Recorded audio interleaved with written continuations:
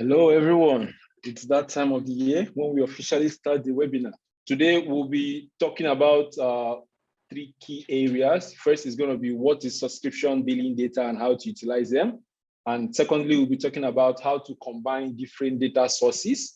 And then we'll look at some real practical examples. So it's very clear in terms of how all of this works and how you can use it for your business or your company. So my name is Kelvin, and I'm the partnership manager for Calqulate. With us, we have Niko and Niclas. Niko is the CEO and CFO of Calqulate. He's been a SaaS CFO and financial advisor for tech startups for 20 years plus now. He has over 20 years plus experience in accounting and finances, and he's been a finance director in Luxembourg and Geneva, been a financial advisor in 10 different countries. So he knows a lot about finances, and he's the right person to be taking us through this session today. Alongside Niko, we have Niclas, who is going to be our co-speaker. Niclas has extensive experience in IT and SaaS industry, over 15 years plus experience of successfully scaling companies. He founded Younium in 2017 and advanced B2B customer subscription and financials. So together with Niko and Niclas will be talking about subscription billing data and how you can combine all of this together to get meaningful data, meaningful metrics and KPI for your business. With that being said, I would like to invite on stage Niclas, who will be taking it over from here. Thank you, Kelvin. The topic that we will start off with is around subscription billing or subscription management. I think this is a category with many names. And with all categories, we can talk about systems, of course, but we can also talk about sort of the processes. Because I think if you are in a subscription business or in a SaaS business, you are doing subscription management or subscription billing, really, right? So heading on to the next slide, I think looking a bit more deep into what is typically in this area, I think it's around these four pillars. One is around really having control and having all the subscription data in one place, typically subscription management. Everything would be so easy if we were just making new deals on a white piece of paper, right? But over the subscription lifecycle, there will be so many things happening, and things will change both on the customer side, but also typically around the offering, the service itself. So really having all that data ready and know what to bill and how to bill it and what are the terms is one big area. And then of course that leads us into subscription billing, because only when we have that data and that knowledge and all the details, we can actually be accurate in billing and go on to really streamline that and perhaps add on different payment ways or payment gateways or payment methods, or how do our customers want to pay for our service. Going even further, the third step is of course then subscription financials, perhaps not the most interesting part unless you're like me and Niko, I guess. But really getting all the subscription data, all the billing, all that data into proper GL data that you can have in your financial system and that you can report on, and everything is correct. And having these three things and making sure that they are aligned, that you don't have any gaps between them, makes it so much easier to also be confident in your subscription metrics and really making sure that they are accurate. They are not, just out of a spreadsheet. They are actually driven by the subscriptions, what we bill, how we recognize the revenue, etc. So we can say that it's accurate and it's rule-based. It's not something that we make up, right? But then on the other hand, if we go to the next slide, what is a typical scenario? To be honest, this is what the situation is in many companies. I mean, it's a mix of spreadsheets and some processes, some logic in the CRM system, some processes, some logic in the ERP system. Perhaps we built something in our own service that worked really well for the first segment, the first market, the first product.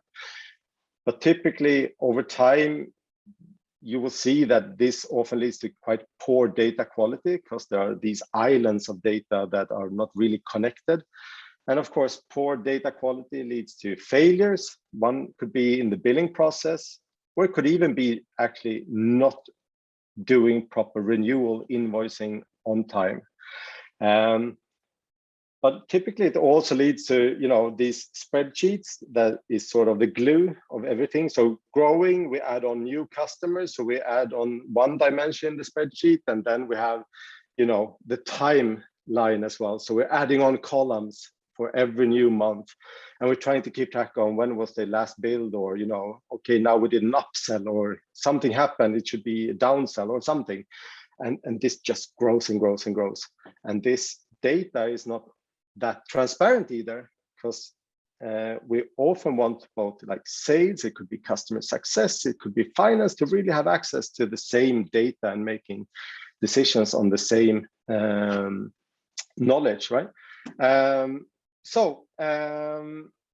Going then to the next slide, why are we typically in this? Well, when we look back in the days when we had a traditional sales order, it was really, we made the order, made the order confirmation, we delivered something, we had the perfect, information for making the invoice, and we received the payment, we're done, right?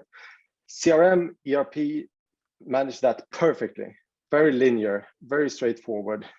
And then if we sort of look into subscriptions and have another click here, then we can see this is a totally different animal. We will have quite a lot of, in the yellow boxes, business events that over time affects the subscription, which is ongoing.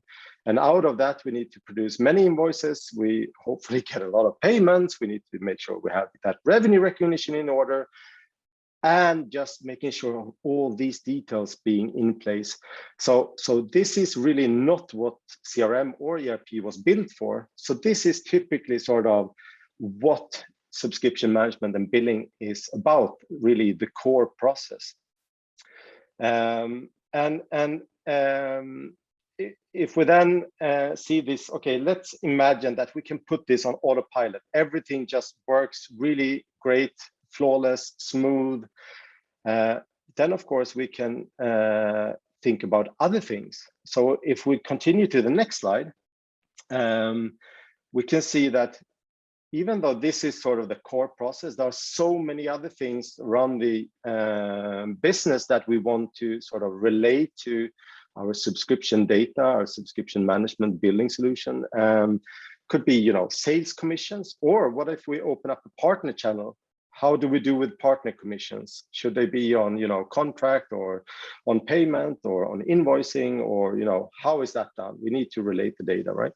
But it could also be, we want to connect our own service and make provisioning based on if a subscription is paid for or not, or if we add on something to the subscription that will trigger something, so we enable a feature in our own service. But it could also be that we've been on the same price plans for 5 years. We want to make a change. Easy enough if we just go with new businesses and new business deals, but how do we manage the existing? How can we really think about product lifecycle management? That is also something that takes up a lot of time and effort, since we never get rid of what we have sold in the past unless we have customer churn.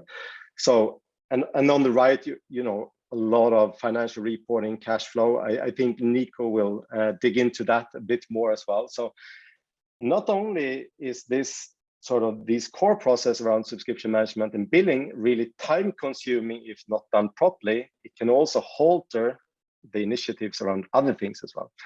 So really getting that up to speed and on autopilot, as I usually say, enables both the business, not only in finance, but the entire business, to be more speedy, more flexible, and can do more experiments and do that based upon data. So I hope that was a short intro. And if we go to the next slide, I think really, if we can get that on autopilot, we will have one source of truth, not parts of the information in the CRM system, parts of the information in your own service, and then someone trying to sort this out, but really have one source of truth for the subscription data. And that, of course, also leads to, we can add on automation.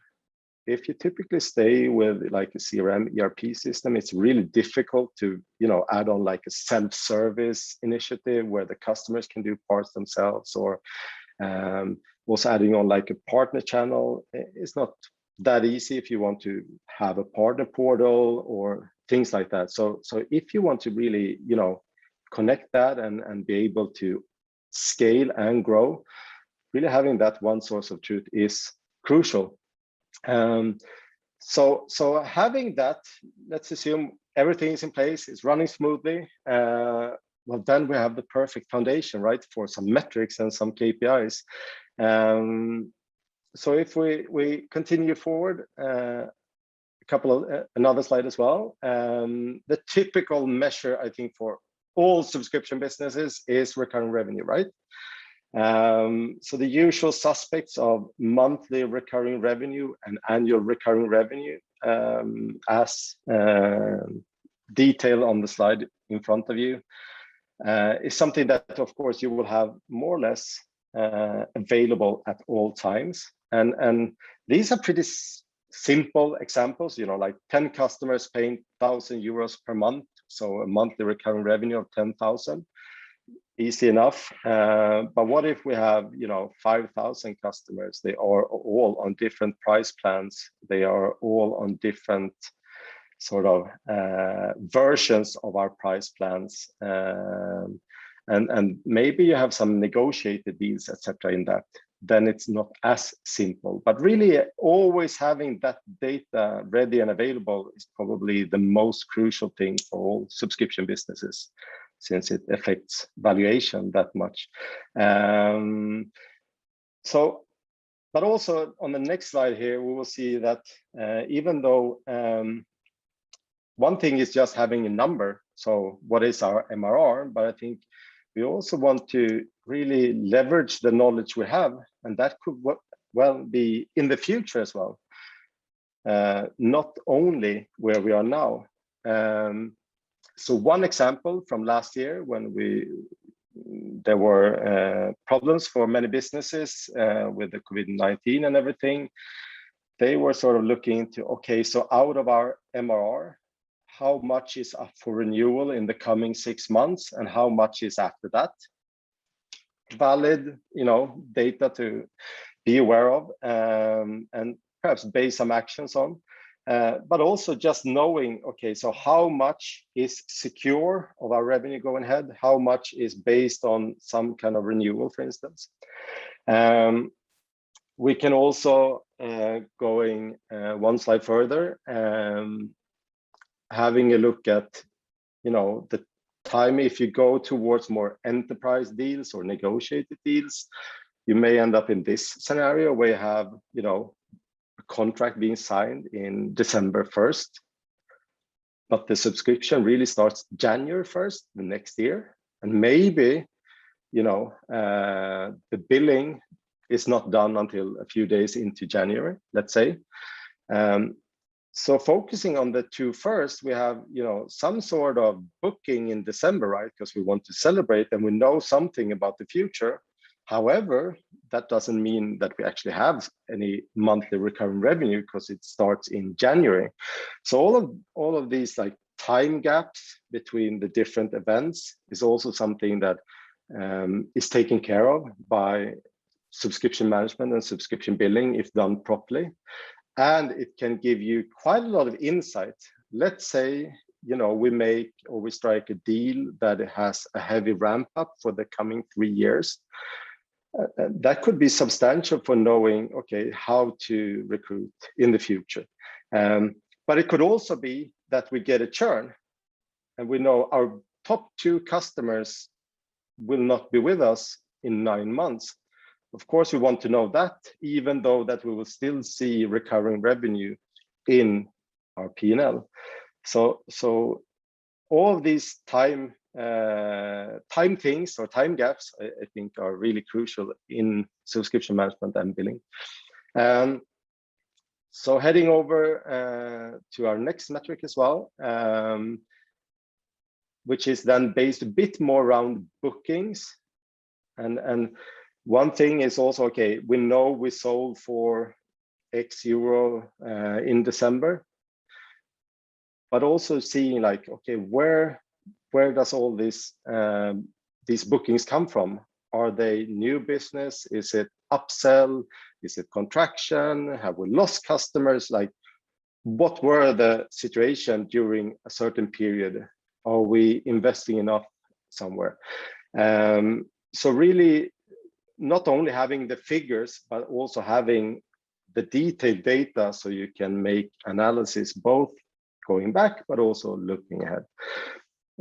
So on the next slide, we'll continue a bit around churn. It's the same thing. We often talk about churn. Of course, it could be like the number of customers we churn. Usually we want to talk also quite a lot about the amount we churn. And just a really simple thing, just making a separation between a contraction on an existing customer, but that still remains a customer versus losing a customer, right? It's quite a big difference. So really keeping track of that as well.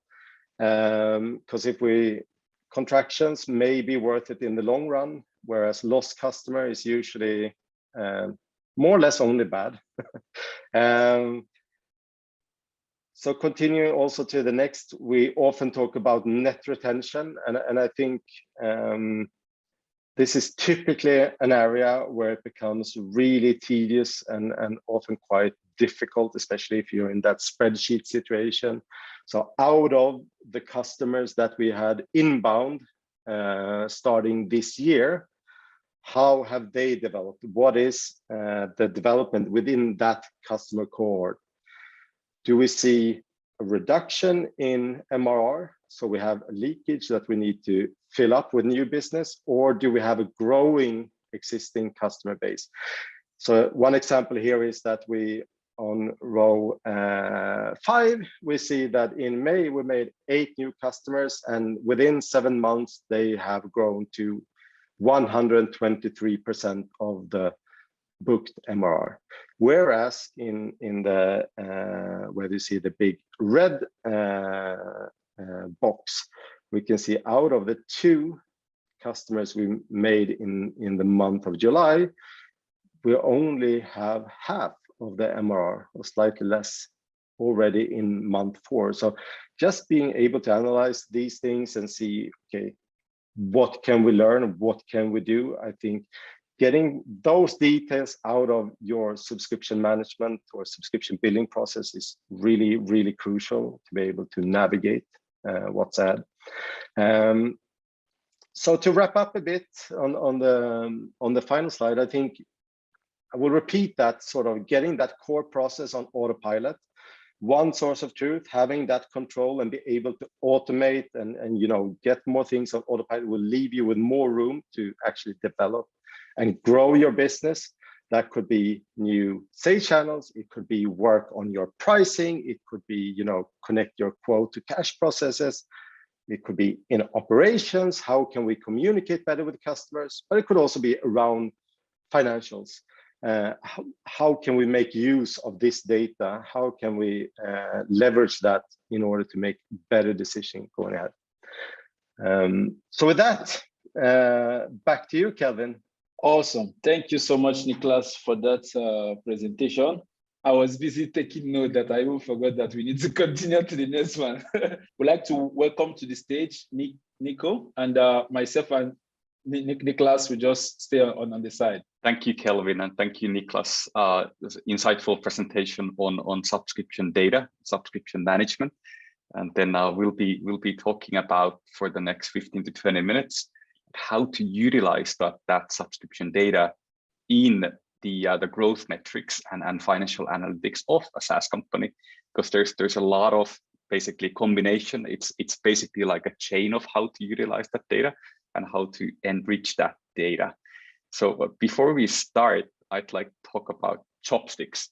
a little bit. And you might wonder, why are we talking about chopsticks? But if we go to the next slides, I'll open this a little bit here.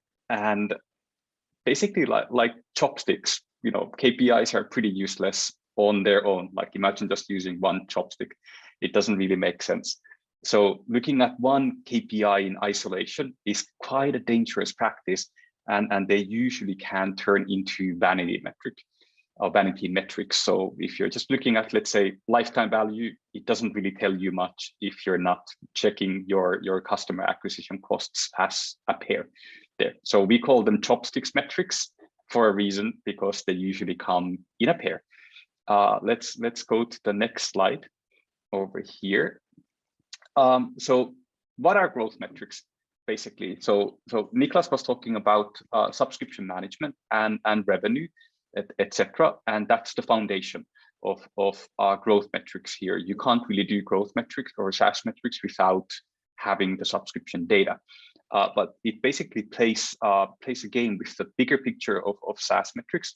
And then when you think about all your growth metrics, there's a lot of different aspects and dimensions to it. There's customer acquisition costs and staff costs, for example, that you need to calculate and compare them with your lifetime value.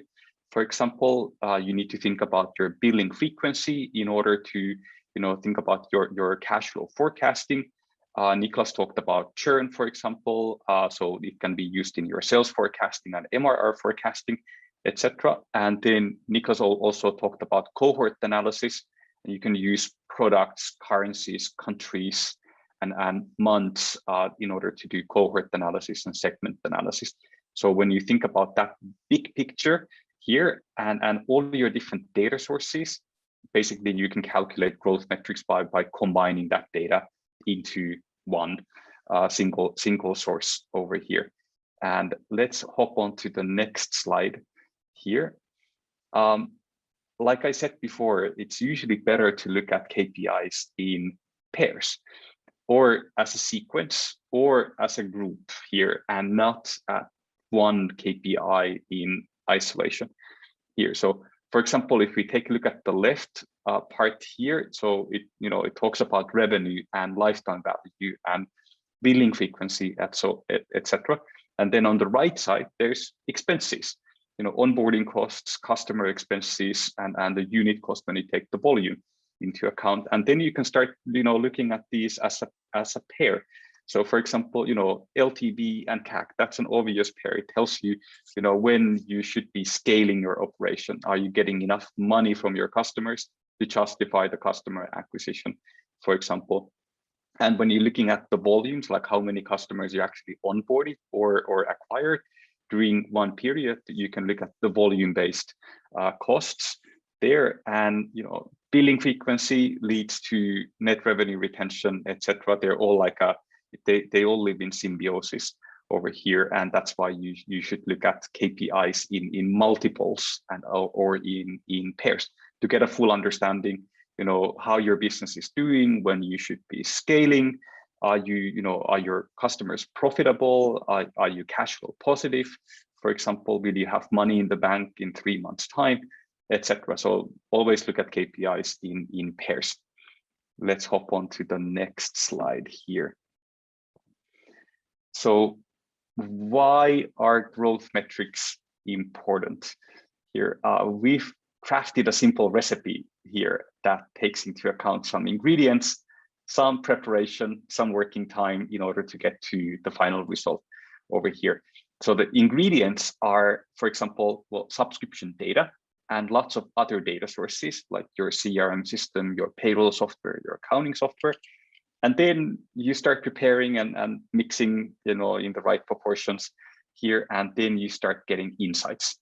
Why, when you should scale, which channels you should use, and which markets you should expand into. You get insights to your product roadmap, for example. You can analyze your pricing of different plans, and you get insights on your customer retention over here. And in order to do that, you need to mix in quite a lot of different ingredients and data sources there, and they're equally important. And it all starts with subscription data. So we'll be going through a couple of examples here. So let's move on to the next slide. There's a couple of different places where you can get that revenue data and subscription data here. So there's what we call offline billing sources. So lots of companies use their accounting software to issue invoices because it's quite flexible. There you can use for example, your ProCounter account, your QuickBooks account, Xero account, etc. to send out invoices. And we at Calqulate call them a little bit humoristically as stupid invoices or just PDF invoices because they don't have that subscription data there. So if you want to calculate SaaS metrics out of offline billing sources, you need to have either a dedicated software that they're quite hard to find, or then a lot of companies use spreadsheets and they're prone to errors. So this is one situation where lots of B2B companies are. And then other companies are using online billing sources. So systems like Younium, ChargeBee, Stripe, for example, and then invoices are issued by that subscription management software. Then usually there's a payment gateway, and then that system produces subscription analytics, revenue analytics, etc. So these are the two main sources to get that revenue data usually, and it's either a little bit more complicated to generate those SaaS metrics from offline billing sources, or a lot more easy when you generate it from the online billing sources here. So that's the foundation of data for a SaaS company. And let's hop on to the next slide, and we are going to talk about how to actually combine that subscription data with other data sources. And we've selected here 3 other data sources that are equally important to enhance that data and to take let's say the expenditure aspect into account, and also forecasting aspect into account, and then create a full set of growth metrics and financial analytics for a SaaS company. So one example here is your CRM system. So a lot of companies in Europe and the US use one of these 3 CRM systems, so HubSpot, Pipedrive, Salesforce, lots of other good ones as well. You can get your sales pipeline data there. You can get lots of company attributes. You can basically categorize, for example, companies between inbound and outbound. You can do some sales forecasting, etc. It's a really important source of data to enhance your revenue metrics and to put your financial analytics and forecasting into autopilot. Second group or data source is your accounting software. It's a really important foundation for anything financial. So you can get lots of expenditure data, you can get cash flow data out of your accounting software. Profit and loss data summarizes the current and the future profit and loss from a profitability point of view, like gross margin and EBITDA, for example. And lots of companies in Europe use, for example, QuickBooks, Xero, Exact, ProCounter, etc. The third group here, or the third data source, which is also very important for a software company, is the payroll software. So most expenses of a startup company and growth company are staff specific, and therefore you need to have a really good view on your headcount and your staff costs in order to create meaningful expense analytics, such as customer acquisition cost analytics. Like if most of your expenses are related to your staff, therefore most of your customer acquisition costs are related to staff as well. So your payroll software, like Gusto, ProCounter, Rippling, etc., those are really important sources of data for financial analytics, so that then you can basically combine that data with your subscription data. So let's go through a couple of practical examples based on all these different data sources over here. So let's hop on here. So we touched base on the CRM data. So imagine you're a super user of a CRM system, and you have a sales pipeline, full of deals in different stages, and they have, probably your CRM system gives you a probability of closing that deal like 90% or 80% and so on. And when you know your subscription data, you know your average revenue per account, you know your average contract value, your billing frequency, etc. Then you can take your sales pipeline from your CRM system and utilize those subscription metrics in order to create basically a sales forecast, and that leads to your MRR forecast, that leads to your cash flow forecast, your profit and loss forecast, for example, and you can set that on autopilot as well. You can also generate or create a lot of insightful, detailed metrics out of your subscription data if you then use the company attributes that are in your CRM system. So a lot of companies have much more detailed attributes for their customers and prospective customers in their CRM system than in their subscription management system or in their Excel files or accounting system, for example. So for example, the sales invoice data doesn't usually include that much data. But when you go to the CRM system, you get much more insightful data, and then you can see, you know, I generated 10,000 euros of new MRR in the last month. Did it come from inbound sources, outbound sources?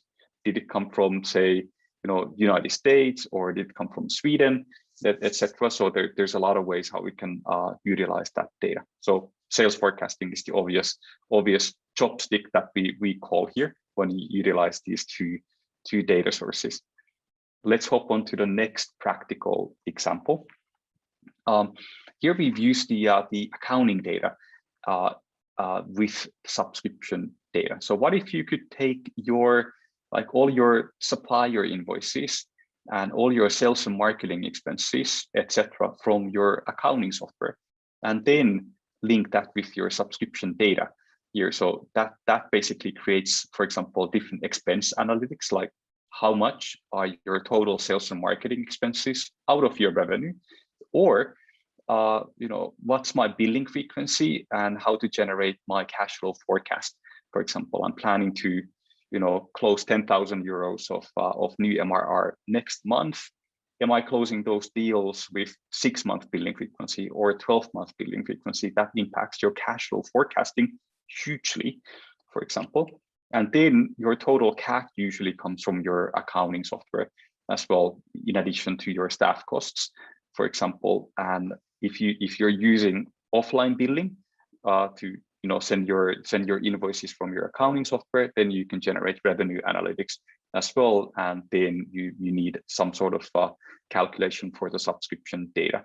So these are like really important sources. Accounting software is a really important source for financial analytics to enhance and complement the subscription data in order to get a full view of your revenue and your expenses, because they basically are used hand in hand. Then payroll data coming from your payroll software. So we basically talked about staff costs. So if your staff cost is the biggest single element in your expenditure, it should, you know, it's worth to analyze it a little bit more. And then you can use that in cash flow forecasting. So when you're doing staff cost forecasting and headcount forecasting, that's usually the biggest element in your cash flow forecasting. So when you combine your sales forecasting to get the cash inflows, and then you combine your headcount forecasting and your staff cost forecasting to get the cash outflows, that already gives you a good understanding of how much money you have in the bank in 1 month or 2 months, etc. And lots of B2B companies are very sales driven. So they usually, you know, increase their MRR linearly with their salespeople headcount. So imagine that you add 1 or 2 staff members in your sales team, that will impact your CAC analytics as well. And then you need to take into account all your staff costs and your sales and marketing salaries in order to get accurate CAC analytics, for example. So when you combine that with your subscription data, you basically you know, get your LTV to CAC ratio, for example, and you can check those out. And staff planning is the obvious one here. So headcount planning. Let's go to the next slide, and this is our last practical example. So when you're doing your staff planning and your headcount planning for your sales team, for example, you can see if your sales forecast is realistic or not, or the other way around, if you do your staff planning correctly and you've set some quotas and some activity targets for your staff, then you can calculate a sales forecast. You can look at it from a couple of different points of view. So you can see if you know, what makes sense, how much MRR are you going to have in the next 12 months, for example, when you take your headcount data and your staff cost data from your payroll software and then analyze it efficiently. So calculate the number of staff needed to hit the sales target. It's pretty simple for a sales-driven company. Marketing is much more scalable, but it might not be that accurate to forecast. If you have a long history of sales analytics, you know how to forecast your close deals pretty easily with your, for example, sales cycle lengths and quotas and so on.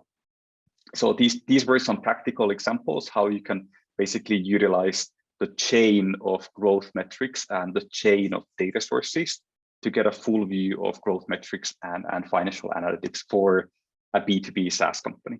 Brilliant. That was a perfect speech by Niclas and Niko. So thank you guys for that. And that will be all for today. If you want to read up, a couple of more articles and, enrich yourself with knowledge, head over to the Calqulate Academy. We have a lot of articles that talks about subscription plans, sales and finance team, whichever one you think is more suitable for the stage of your company. Feel free to head over to the academy and read as much as you can. Knowledge is power. So the more knowledge you acquire, the more powerful you become.